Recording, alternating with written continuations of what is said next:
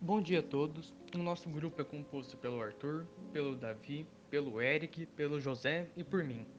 E hoje nós vamos apresentar a Guerra da Coreia e a do Vietnã. A Guerra Fria foi um período de tensão geopolítica entre a União Soviética e os Estados Unidos e seus respectivos aliados, o Bloco Oriental e o Bloco Ocidental, após a Segunda Guerra.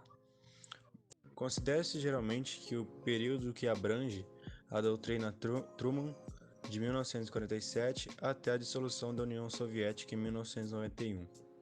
O conflito baseado em torno da luta ideológica e o geopolítico pela influência global das duas potências, após sua aliança temporária e vitória contra a Alemanha nazista em 1945.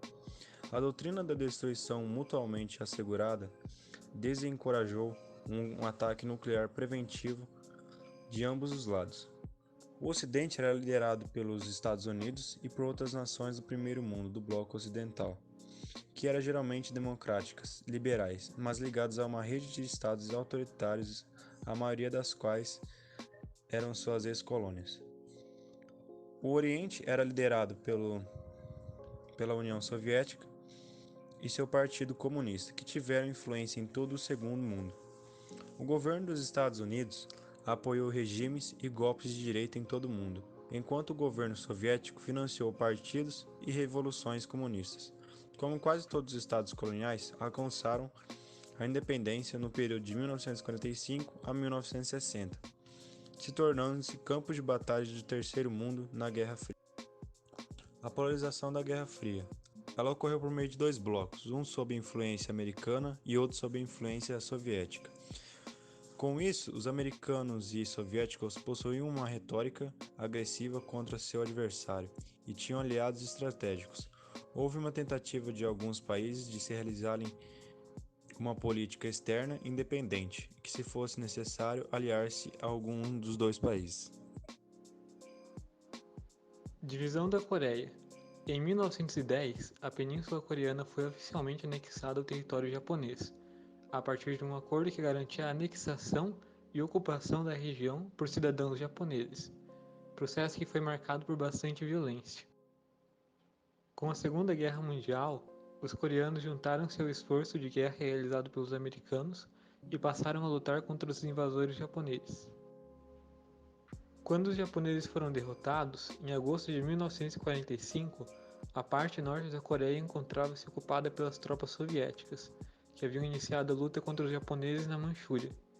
Foi nesse contexto que americanos e soviéticos realizaram a divisão da península entre si, cada qual ocupando-a militarmente e desenvolvendo um regime alinhado aos seus interesses. Essa divisão ficou conhecida como Paralelo 38 e determinou que a parte norte da península seria ocupada pelos soviéticos, tendo um governo comunista que seria governado por Kim Il-sung, e que a parte sul seria ocupada pelos americanos, tendo um governo capitalista governado por Syngman Rhee. O amplo contato dos norte-coreanos com os soviéticos garantiu-lhes importante suporte econômico e militar. Isso alimentou a ambição de Kim Il-sung de unificar toda a península sob a sua liderança. Stalin, a princípio, não apoiava a ideia de uma invasão da Coreia do Sul, pois não queria um conflito aberto com os Estados Unidos. No entanto, a ocorrência da Revolução Chinesa e a ameaça de que a China se tornasse uma nação mais influente na Ásia que a própria URSS fez com que os soviéticos mudassem de ideia. A Guerra da Coreia ocorreu entre 1950 e 1953 e foi um marco da Guerra Fria. A partir da invasão da Coreia do Sul, a guerra pode ser dividida em três fases distintas. A primeira fase aconteceu entre os meses de junho e setembro de 1950. Com o apoio de Stalin, em junho de 1950, tropas norte-coreanas invadiram e avançaram sobre a Coreia do Sul, com o objetivo de unificar a península sob o regime comunista. Os Estados Unidos não aceitou essa invasão e, com a ajuda da ONU, formou um exército com soldados de diversos países, com a maior parte deles sendo estadunidenses. A segunda fase foi caracterizada pelo predomínio das forças sul-coreanas, com a entrada em massa do exército americano no conflito. Essa fase se estendeu de setembro a outubro de 1950. Iniciou-se com a importante ação dos americanos na defesa do perímetro de Pusan, As tropas americanas também foram importantes para a reconquista do território sul-coreano. Inicialmente, este exército impediu o avanço da Coreia do Norte. O objetivo era derrotar o exército norte-coreano e unificar as Coreias, excluindo os comunistas. Os chineses avisaram que iriam intervir na guerra caso isso acontecesse. A entrada da China na guerra da Coreia deu início à terceira fase do conflito. Em novembro, depois de entrar na capital da Coreia do Norte, pronto para comemorar a vitória, o general MacArthur, um destacado militar da Segunda Guerra Mundial, foi surpreendido pela entrada da China na guerra para auxiliar os norte-coreanos, e foi obrigado a recuar. Então, em dezembro, os soldados estadunidenses estavam de novo no paralelo da Península Coreana. Depois do ano de 1951, com o equilíbrio das forças, foi estabelecido a existência de duas Coreias, a do Sul, que era capitalista, e a do Norte, que era comunista. E só em junho de 1953, a Guerra da Coreia teve um fim.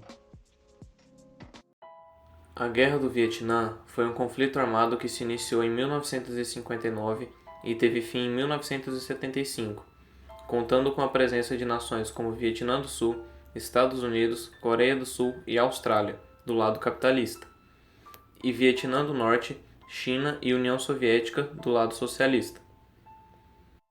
Porém, para entendermos o contexto da Segunda Guerra da Indochina, popularmente conhecida como Guerra do Vietnã, precisamos voltar um pouco no passado.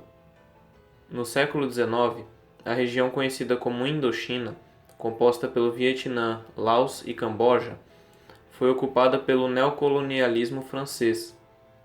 Porém, com o avanço das tropas do eixo durante a Segunda Guerra Mundial, ela foi invadida pelo Japão, sendo retomada pela França após a rendição dele na guerra em agosto de 1945. Contudo, a Liga Revolucionária para a Independência do Vietnã, conhecida como Viet Minh, executou diversas ações anticolonialistas no norte do país, resultando assim na Primeira Guerra da Indochina e, por fim, na Declaração de Independência e na formação da República Democrática do Vietnã. Porém, a guerra não acabou por aí.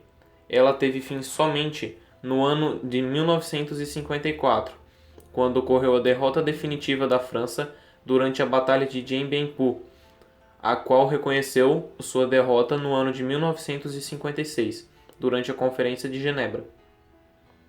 Nesse mesmo evento, também foi declarada a independência da região, que foi dividida em 3 partes: Laos, Camboja e Vietnã, sendo este último dividido em Vietnã do Norte, de orientação socialista, e Vietnã do Sul, de orientação capitalista. A Conferência de Genebra também definiu que em algum momento, por meio de eleições democráticas, as duas regiões iriam se unificar. Porém, enquanto não acontecia esse processo eleitoral, muitos moradores do norte, que eram defensores do capitalismo, estavam sendo perseguidos. Além disso, com a reforma agrária implantada, proprietários de terra do norte começaram a migrar para o sul. Por outro lado, muitos Vietcongs pertencentes à Frente Nacional para a Libertação do Vietnã passaram a ser perseguidos pelo governo capitalista. Como o processo de eleição para a unificação do Vietnã ainda não tinha acontecido, a tensão entre as duas partes aumentou, dando início à Guerra do Vietnã. Como essas tensões tinham influência direta da Guerra Fria, não demorou muito para que potências mundiais como os Estados Unidos e a União Soviética aderissem ao conflito. Temendo que uma reunificação do Vietnã sob um governo comunista pudesse influenciar outros países da região a também adotarem esse tipo de governo, como se fosse uma espécie de efeito dominó, os Estados Unidos começam a apoiar o Vietnã do Sul, enviando armamentos, consultores militares e suprimentos. Naquele estilo, não é mais o seu conflito, agora é nosso conflito.